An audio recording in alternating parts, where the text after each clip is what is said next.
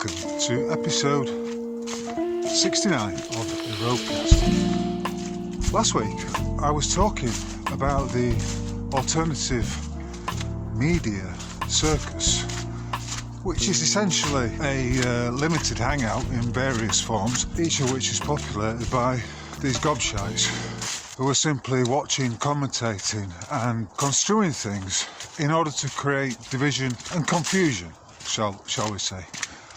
Not one of these platforms offers any kind of remedy, any kind of solution. They may well point out, for instance, the dangers of having an unfettered immigration policy. But do they offer any solutions? Do they ever provide a remedy? The answer to that is a resounding no. So in today's episode, and in direct contrast to all those flibbertigibbets and gobshites who essentially take the position of, oh, woe is me, this is what's going on, we can't do anything about it, we're living under the tyrannical heel of a dictatorship, and you know, it's this wringing of the hands and this opining on what they perceive as the injustice of it all. But what do they ever offer by way of solution? Those of you that are paying attention will know that I am one of the founding trustees of the Universal Community Trust. Tenets of the Universal Community Trust are essentially those of the common law. But when we talk about the common law, what is it that we actually mean? And what are its origins? And how can it be applied to the current times that we are living through? Well, this is a very interesting subject. What I'm going to do today is really provide you with an introduction to an article which I wrote a number of years ago, but which I re-released this week, which takes us back some 3,000 years to the ancient lands and the ancient peoples of the Isles of Britain, and particularly to a time some 3,000 plus years ago when a man, an ancient Briton called Divnal Molmud, or as the Romans called him, I think he was named Molmitius, basically codified and put into writing the ancient laws, the natural laws of these lands, which prior to that had been largely passed down from generation to generation through the bards, through the spoken word. And if we go back in time, even to this day, there is such a thing as the rule of three, whereby things are mentioned in groups of three in order that the brain can simply remember them and process it. That's a common method, if you like, of helping one to remember things. Now, 3,000 years ago, contrary to what we've been told, which is largely a load of codswallop, because the official narrative of our history would have you believe that the Britons, the ancient Britons, were in fact primitives until the Romans came in and very kindly built our roads and created some of these villas and all the rest of it, which is wrongly assigned to the Romans, but which in reality belongs to the ancient Britons. So the notion that there was nothing here and that the peoples were primitive until the Romans came is absolute nonsense. So Molmud essentially codified the already existent law, and from this we have a development through time, if you like, to the point where these ancient laws were recorded in the Triads, which were, as far as I know, penned in around 1100 AD. They became known as the Triads of Divnal Molmud. So each of them is in a series of three, as a way of helping the individual to remember. And I'm going to read a few out by way of introduction. However, you can go, and I will, the accompanying essay to today's discourse will contain those triads and a link to where you can actually see them in full. These are the first of the first six of the triads of Divnal Molmud. Number 1, there are three foundations of the social state: privilege, possession and law. 2. There are three foundations of the law: protection, correction, and honour, as far as each operate to the advantage of the country and the tribe. 3. There are three protections and securities of the social state: protection of life and person, protection of possession and place of residence, and protection of natural right. 4. There are three things which support the social state: affection, fear, and mutual profit. 5. There are three things which strengthen the social state: effectual security to every man and to his property, just correction where it is required, and mercy blended with justice where it is seen to be demanded from a just cause. 6. There are three things that destroy the social state: cruelty in lieu of punishment, mercy from blind respect, and partiality perverting justice, and false judgment where no man, whether a citizen or a foreigner, can obtain natural protection. Now, in that last of the first 6, you'll notice the reference to foreigner. And you may well think, well, what is this reference that I made before about hospitality and the Triads including a clause that specifically references the foreigner? What has that got to do with Britain, Northern Europe, America, Canada, New Zealand, South Africa, etc. in 2024? Well, quite a lot, I would argue. Because if you've been paying attention to what's going on, there is such a thing in existence as the Kalergi plan. Well, I mean, it's combined with eugenics, it combines with every attempt of the state to replace you, to repopulate the lands with foreigners who have been moved around like pawns on a chessboard and have migrated into the aforementioned countries. Now, how were they able to get away with it, and how has it reached such massive proportions to where we are right now? My point is this: these triads and the law from which they date go back millennia. We're talking at least 3,000 years, but I would argue they've been existent for probably a whole lot longer than that. These ancient laws, all under natural law, were then picked up by King Alfred. He did not originate them. He was taught them by an individual who was at that time regarded as a Welshman. They were explained when the Triads were written down, and then we have the continuation of them through Magna Carta, the influence that they had on Magna Carta, through to the American Declaration of Independence, the Constitution of the United States. None of that would have existed were it not for these ancient laws being in place. And remember, to simplify it, the law is do unto others as you would have them do unto you.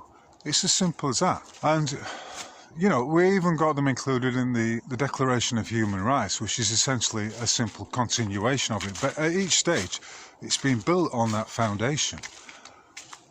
And as I've opined, or as I've put forward many times before, the entirety of what we regard as the legal system is essentially a thin layer of tarmac that has been laid across the ancient cobblestones of the natural law, of what is correct and what is right. So my point is this: the references to the dispensations and the rights and the privileges that were acknowledged as belonging to the foreigner highlight this point I'm making about hospitality. And that hospitality comes through a sense of empathy. What do I mean by that? Well, I mean, in the simplest of terms, if someone comes to visit you, comes to your house, you may offer them a cup of tea, a comfortable, particularly this time of the year, you may offer them a shot of brandy, a seat in front of the fireplace, a mince pie, whatever. In other words, you will demonstrate hospitality towards them because you will know how you would like to be treated if the situation was reversed. And so when I talk about the Kalergi plan and this ridiculous notion that the European or the Aryan, the Arya, shall we say, or as some may call them, the true Israelites, are to be replaced. That is a fact, you know, and it's all, you know, let me make it perfectly plain. It is all nonsense, as well as being a dastardly attempt to suppress, not suppress, but wipe out those peoples who are the true Israelites, the ones who have empathy, the ones who have this ability to truly understand the maxim that you should treat others exactly as you would like them to treat you. And it's that that's being taken advantage of across Europe, but particularly, it would seem, right now, it's been taken advantage of in regard to the peoples of the Isles of Britain.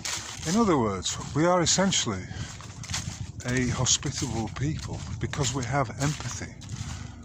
We are able to treat people as we would like them to treat us. And from that empathy, is it not also the case that there is a spiritual aspect to it whereby you can see and acknowledge the soul within the individual, regardless of the colour of the skin? That a man is not to be measured by the appearance of his avatar, if he is to be measured at all, but that measurement is to come through the soul that lies within and the actions that he engages in. And it's that, I would argue, that's been taken advantage of. We're naturally very tolerant and hospitable, and from that you could say we're very charitable.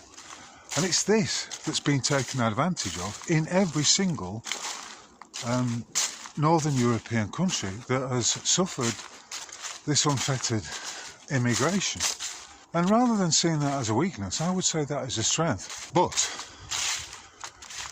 it's been milked to death and it's been taken advantage of to the point where we find ourselves in this ridiculous situation with regard to immigration. But nevertheless, there's nothing new in this, and what the Triads show consistently is those ancient principles, those principles of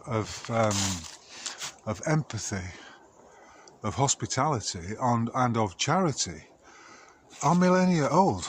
They are within us. We are essentially the people of the Arya, the Northern European, the Aryan, the indigenous peoples of Northern Europe are essentially simulationists. In other words, they assimilate different cultures. And that's just the way we are, because we have this deep empathy. And we know the value of treating other people with kindness, with respect, and with hospitality. An ancient saying, of course, is charity begins at home. And I think this is what we have lost sight of.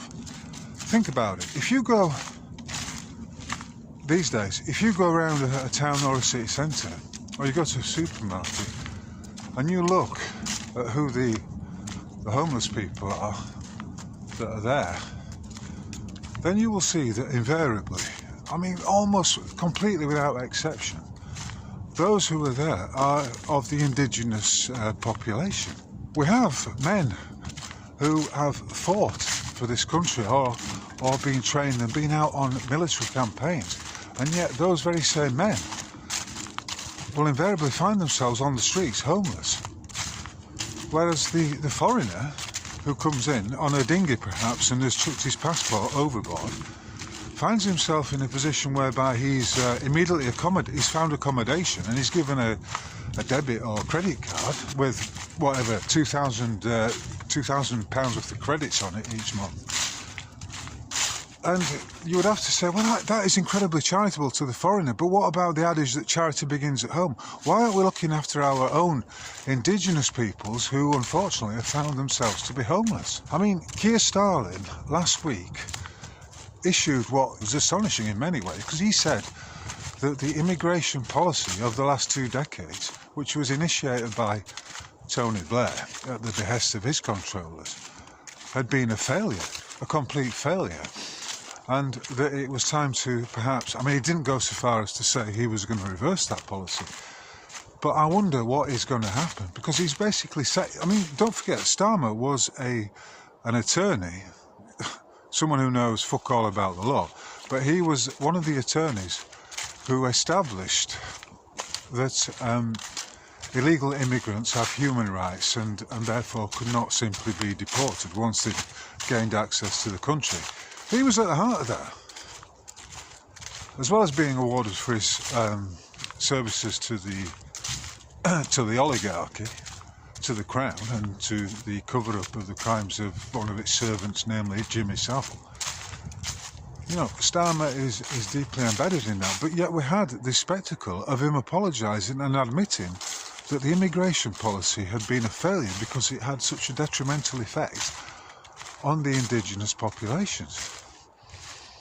And of course, the mainstream hasn't picked this up at all, but I do wonder if we're going to be seeing something akin to what has happened in Sweden and what will be no doubt happening in America with regard to immigration, and of course is also happening in other countries across Europe.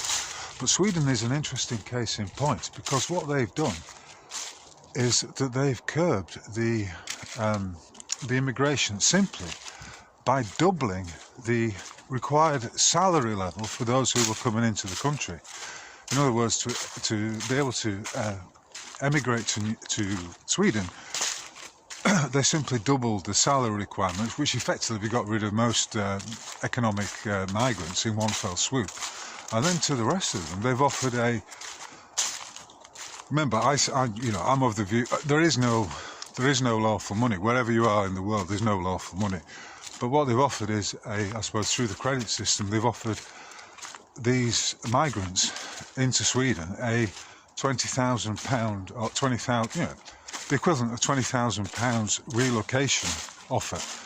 In other words, if you fuck off back to your country of origin, then we'll give you £20,000 in credit. And of course, because these economic migrants are just pawns on the chessboard, and they don't really, if you're from Africa, you don't want to really be living in Sweden. And of course, surprise, surprise, they are taking up the offer.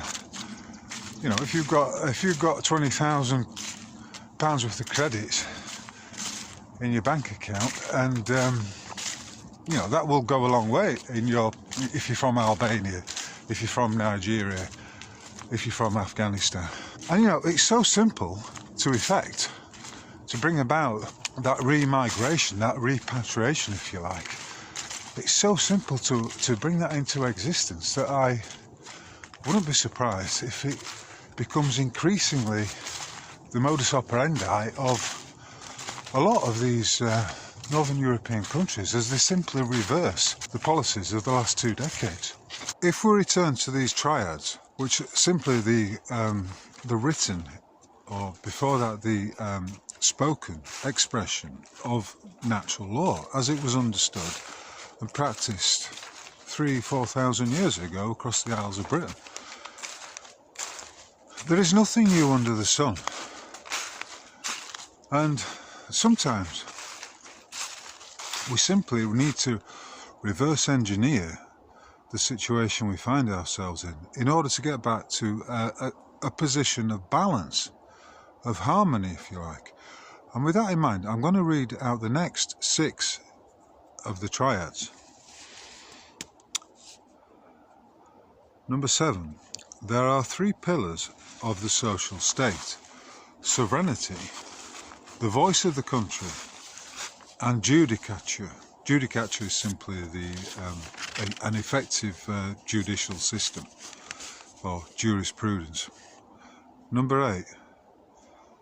There are 3 things that belong to each of these 3 pillars: equity to all, protection and defence to all, and well-ordered regulations for the instruction, knowledge and record of all the citizens.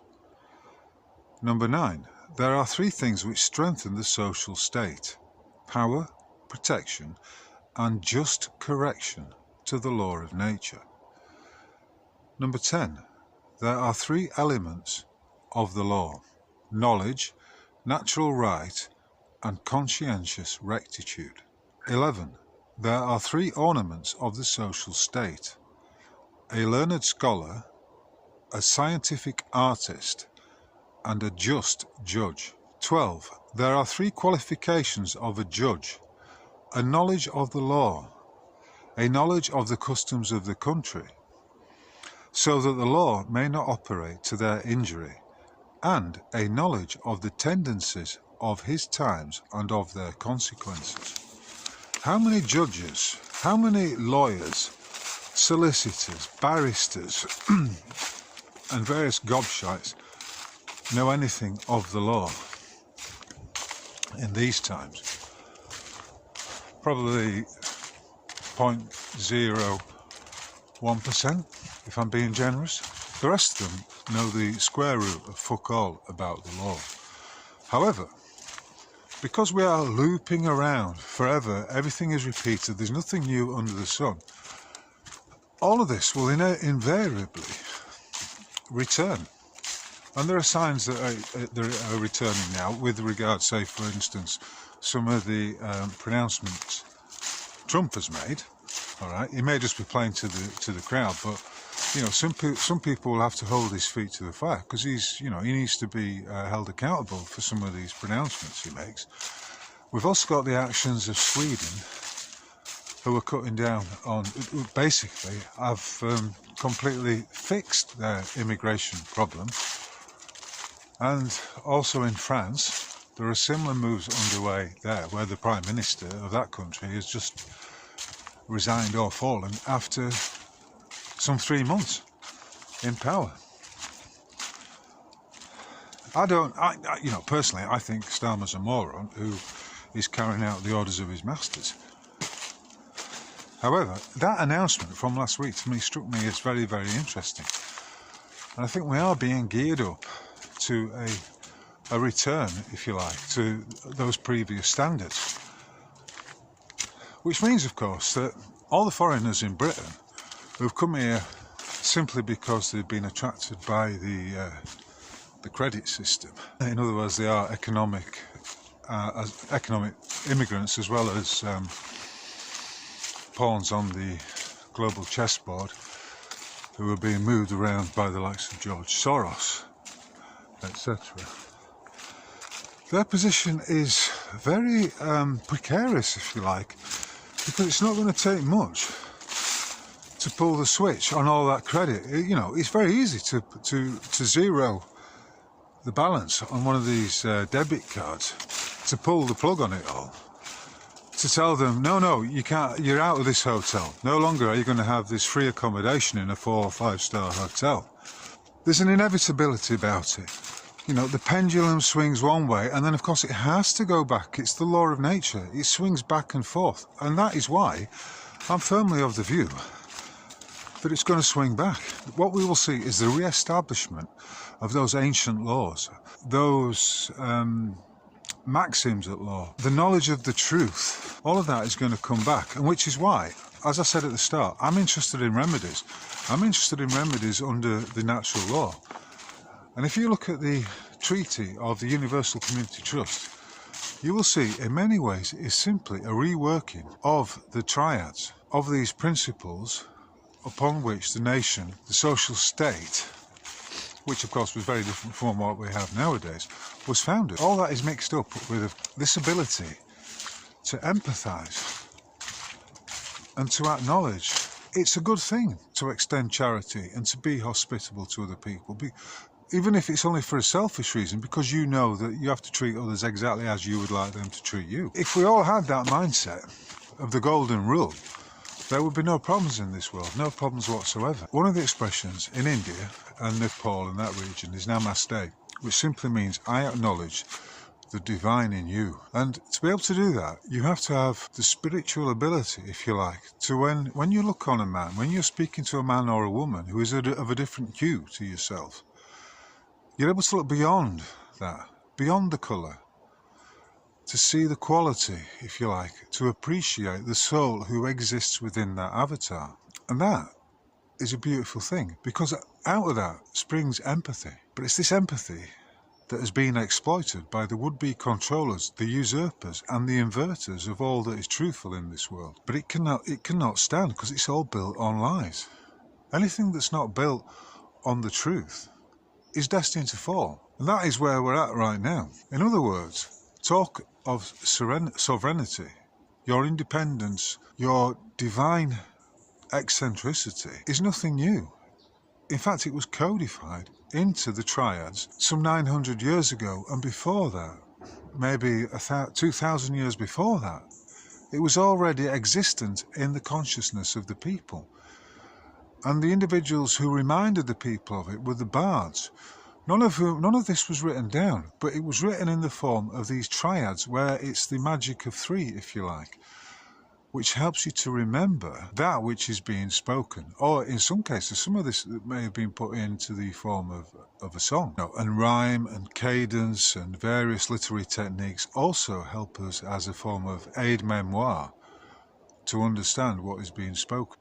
And so, each and every one of those lickspittles who is poncing about in the alternative news media, or is simply spouting off nonsense on social media, is never offering any kind of solution, of any kind of remedy, any kind of lawful remedy. Whereas Universal Community Trust and myself, if you go on my website, you'll see there are remedies to a lot of issues.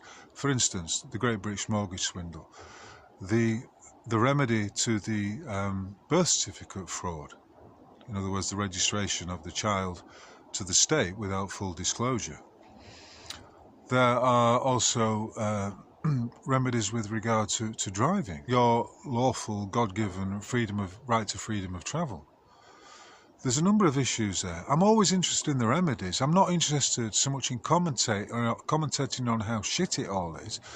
I'd rather we put forward solutions. Okay, this is a shit situation. You are being defrauded. Instead of just accepting it, instead of just bending over and taking it up the arse, what can you do to challenge it? And if you go on my website and you look at the work of Michael Obanissa, you'll see it's the notice of conditional acceptance. You conditionally accept anything that's been thrown at you. In other words, you stay in honour. Honour is a requirement of a fully functioning judicial system that's operating in equity and at law. If someone's chasing you for a fake debt, you conditionally accept it. You say, I'm willing to settle the claim in full upon being provided with the following items. For a more detailed and thorough explanation of the triads and of these points I'm making, particularly with regard to remedy and the foundation of the Universal Community Trust and how that represents an entirely separate jurisdiction under natural law, then please follow the links, please read it through. Because right now there's a lot of people around who are bemoaning the fact that they are under the aegis, if you like, of the crown of the fake state. But how many are aware that they can voluntarily move out of that jurisdiction and into a jurisdiction that serves them, a jurisdiction that most unusually, but yet not that unusual because it all fits in with the triads, a jurisdiction which protects the rights of the individual. Remember, I've been saying for all along that the individual, the eccentric personality of the individual is the antidote to all the state tyranny, to the attempted collectivization of mankind. That is the antidote. So instead of bleating about the injustice of it, the unfairness of it, and the tyrannical diktats which the fake state is issuing, why not simply step out of it, leave it behind, kiss it goodbye, and step into a jurisdiction of like-minded individuals, of good-hearted souls, who are operating, each and every one of us, under natural law, under the golden rule. Do unto others as you would have them do unto you. It's as simple as that. So, if you haven't looked into it yet, check it out. Universal Community Trust. Anyway, this has been like an introduction to the triads, to the ancient history of these lands, upon which, of course, as I said at the start, the Constitution of the United States and the Declaration of Human Rights and all of these sound principles are founded. That is where their origins, to where their origins can be traced. And there's something very, very noble in that. Something wholly admirable. But I would argue it begins from that ability to empathise, to treat people with hospitality, to be charitable. But if there's one thing that we need to remember right now, it's this: charity begins at home. We need to start looking after the indigenous peoples of these lands. The whole immigration thing is completely out of balance, and that balance needs to be recalibrated, if you like. And it's not difficult to do. Anyway, I'm going to end it there for today, and I would just like to finish by saying a big thank you to each and every one of those who bought me a few coffees last week after I put out Roadcast 68, which was eccentricity. It is truly appreciated, really appreciated. If you've enjoyed this Roadcast and the accompanying essay, if you've got something from both of them, then please consider buying me a few coffees via the Buy Me a Coffee button, linked below. Also, if you particularly appreciate my essays and discourses and would like to support me via the substack.com platform, please do so. Again, it will be greatly appreciated. And on that note, I'd like to wish you all a fond farewell. Until the next time, please like and share if you appreciate these discourses and essays. Because I'm of the view that, unlike some of the aforementioned gobshites and naysayers, of which I referenced last week, I think there's a quality here. And this, what I'm talking about here with regard to remedy, surely deserves some appreciation, even if it's just a thumbs up and a share. Anyway, whoever you are, wherever you may be, I'd like to wish you a splendid day. And thank you very much for listening to today's discourse. Please follow up the links and read the accompanying essay for more detail on that which I've been talking about today. From Sherwood Forest, Nottinghamshire, I would like to say I'll catch you on the flip side. Cheers, and thanks very much.